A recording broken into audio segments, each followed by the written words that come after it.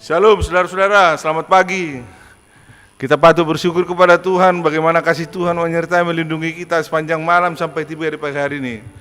Sebelum kita memulai aktivitas pekerjaan kita di sepanjang hari ini, mari kita terlebih dahulu mencari Tuhan, meminta berkat dan penyertaan kepadanya di sepanjang hari kerja kita ini. Dan mari sebelum kita memulai kebaktian renungan pagi di pagi hari ini dari kami dari Gereja Masih Advent hari ke-7 Sidang Jemaat Yesus di Puro yang ada di kota Surakarta ini, mari kita terlebih dahulu meminta Roh Kudus menjamah hati dan pikiran kita agar kita mengerti arti firman Tuhan dalam kehidupan kita. Mari kita berdoa. Bapa di surga, kami patut bersyukur dan berterima kasih karena kasih dan penyertaan Tuhan kepada kami di sepanjang malam sampai tiba di pagi hari ini. Tuhan bangunkan kami dan Tuhan kumpulkan kami untuk kami dapat bersama-sama mendengarkan renungan di pagi hari ini dari firman-Mu yang besar itu Bapa. Terima kasih Bapa atas napas hidup yang Tuhan anugerahkan bagi kami, dan terima kasih juga Bapa karena Tuhan telah menyertai memberkati kami dalam kehidupan kami Bapa. Utus Roh Kudus-Mu Bapa untuk menjamah hati dan pikiran kami agar kami mengerti firman ini dalam kehidupan dan kerohanian kami Bapa. Mohon ampun segala dosa pelanggaran kami, di dalam nama Yesus kami berdoa dan mengucap syukur. Haleluya. Amin. Saudara-saudara yang terkasih dalam Yesus Kristus, judul renungan kita pada pagi hari ini adalah hidup berhikmat adalah kunci meraih berkat Tuhan. Saya ulangi sekali lagi, hidup berhikmat adalah kunci meraih berkat Tuhan. Dan ayat intinya saya ambil dari 1 Raja-Raja 3:12, dikatakan apa? Maka sesungguhnya aku melakukan sesuai dengan permintaanmu itu. Sesungguhnya aku memberikan kepadamu hati yang penuh hikmat dan pengertian, sehingga sebelum engkau tidak ada seorang pun seperti engkau, dan sesudah engkau takkan bangkit seorang pun seperti engkau. Inilah pernyataan Tuhan kepada Raja Salomo. Pada saat Tuhan memberikan apa? Memberikan pertanyaan apa yang Raja Salomo inginkan yang Tuhan berikan kepadanya. Raja Salomo meminta apa? Hikmat, pengertian, hikmat dan pengertian. Dan pada saat ini kita mengambil judul adalah hidup berhikmat. Hidup berhikmat adalah kunci meraih berkat Tuhan. Siapapun kita, kerinduannya adalah selalu berhasil. Keinginannya adalah keberhasilan.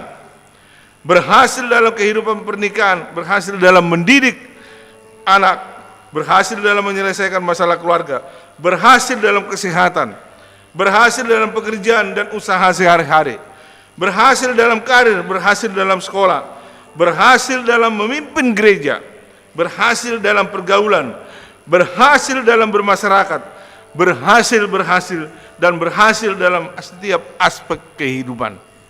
Saudara-saudara yang terkasih dalam Tuhan, sebagaimana dikatakan di dalam Amsal 8 ayat 12, aku hikmat tinggal bersama-sama dengan kecerdasan, dan aku mendapat pengetahuan dan kebijaksanaan. Firman Tuhan mengatakan bahwa yang terpenting untuk berhasil adalah hikmat. Tentu saja yang dimaksud adalah hikmat Tuhan, bukan hikmat yang dari Tuhan, bukan hikmat yang dari dunia ini.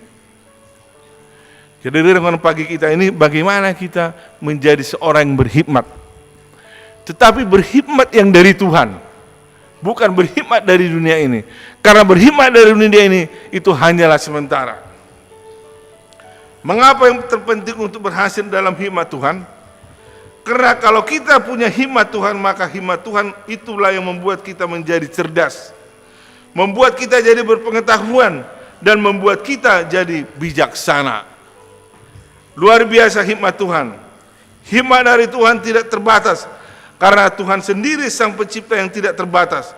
Hikmat Tuhan memampukan kita untuk mengerti dan paham segala persoalan dan permasalahan.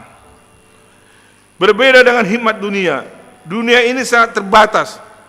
Bahkan hingga zaman modern sekarang ini pun masih banyak permasalahan yang belum terpecahkan, penyakit yang belum tersembuhkan, dan tantangan yang belum teratasi. Dan semua karena hikmat dunia sangat terbatas dan penuh dengan kemustahilan. Tetapi hikmat Tuhan membawa sebagai berikut, yaitu kecerdasan, pengetahuan, dan kebijaksanaan. Ketiga hal tersebut cukup untuk memimpin hidup kita jadi produktif, proaktif, dan inovatif. Dengan hikmat yang dari Tuhan, kita akan mempunyai strategi-strategi jitu untuk berhasil dalam setiap aspek kehidupan kita. Dengan hikmat yang dari Tuhan membuat kita bisa keluar menjadi pemenang dalam setiap pergaulan dan setiap pergumulan. Dan dengan hikmat Tuhan kita akan mempunyai kunci untuk meraih berkat Tuhan, baik jasmani maupun rohani. Saudara-saudara yang terkasih dalam Tuhan, maka yang terutama berdoalah dan berusahalah untuk memperoleh hikmat Tuhan dalam segala hal, karena hikmat Tuhanlah yang menghasilkan strategi dan kunci untuk sebuah keberhasilan. Bagaimana caranya? Tentu dengan mencari dan mengenal Tuhan lebih sungguh dengan kerinduan penuh. Tuhan tidak sulit dicari, Dia hanya sejauh doa dan kerinduan kita.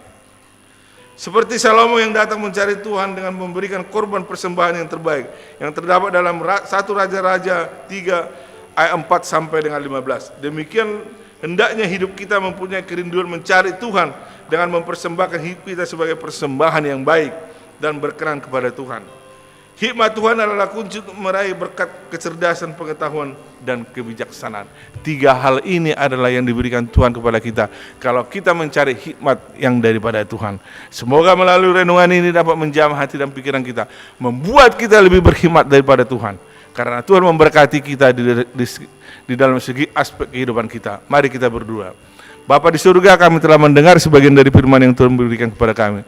Berkati firman ini Bapa menjadi suatu kesukaan bagi kehidupan kami, dan ini menjadi satu kepujian dan kemuliaan bagi nama Tuhan. Serta ada lindungi kami Bapa di sepanjang hari kerja kami, agar ini menjadi satu kepujian dan kemuliaan bagi Tuhan. Ampuni kami Bapa dari semua kesalahan dan dosa kami. Di dalam nama Yesus kami berdoa dan mengucap syukur. Amin.